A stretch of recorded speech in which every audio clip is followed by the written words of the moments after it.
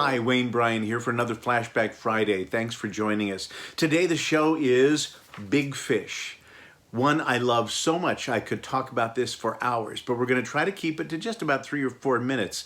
Later on this summer, if we get into some Wayne movie nights, maybe this is one we'll pick so I can really point out some wonderful things about this. Anyway, it began as a book by Daniel Wallace, based out of Alabama, and this is not really a novel. It's a collection of recollections of his father, who was a traveling salesman, who was not home much, who spun great stories, but managed to keep elusive. You never really knew him, despite how gregarious he seemed to be. Screenwriter John August thought this was a wonderful story, and he approached Columbia Pictures about buying the rights so he could write the screenplay for a film version of Big Fish, which he did.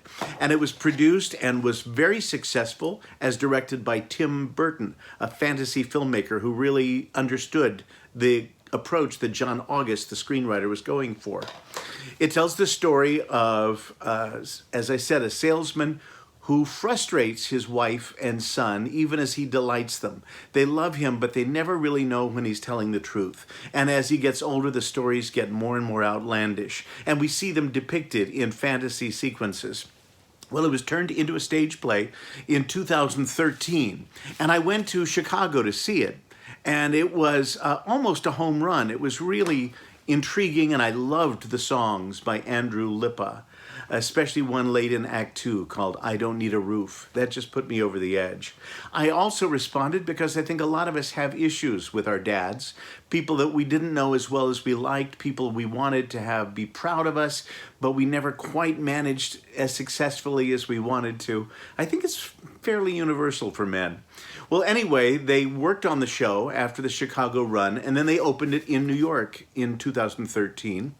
And I saw it there too, and I was disappointed that some of the changes they made I didn't think improved it, and some that I thought really needed to be made didn't get made.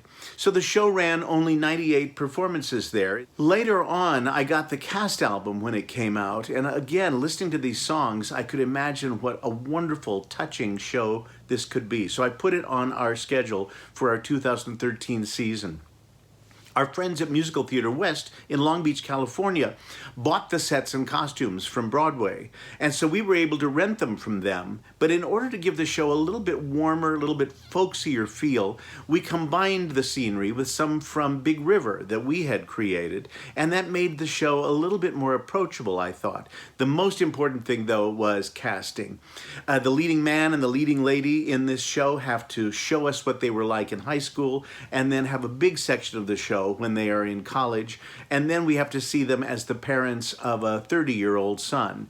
And the scenes go back and forth, so it's not like it steadily ages them. They have to be able to go back and forth on the turn of a dime. Well, we knew our leading lady had to be Kim Huber. She is so wonderful at this. She's done so many shows for us, always surprises us, never disappoints us, sings like an angel, and a really marvelous actress. But opposite her, I couldn't think of any man that we had in our experience of shows here who was quite right for this character.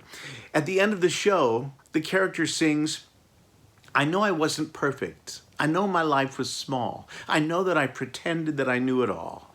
But when you tell my story, and I hope somebody does, remember me as something bigger than I was. Well, this takes a very special kind of actor to be able to sing that and mean it. And we were so happy when Vincent Carrazza walked into the audition room. He'd been on Broadway in Rocky. He's done a lot of TV and film work. He has a hugely successful voiceover career, the voice of Dunkin' Donuts and the voice of The Colbert Show.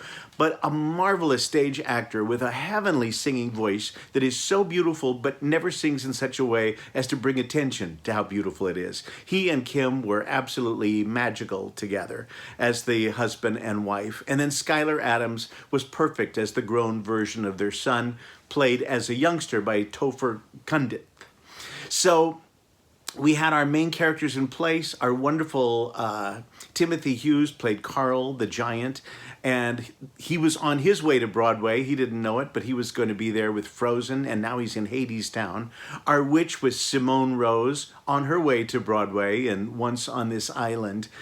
Christiane Pitts played Skylar's wife quite beautifully. She was on her way to Broadway as the star of King Kong, opposite the Big Monkey.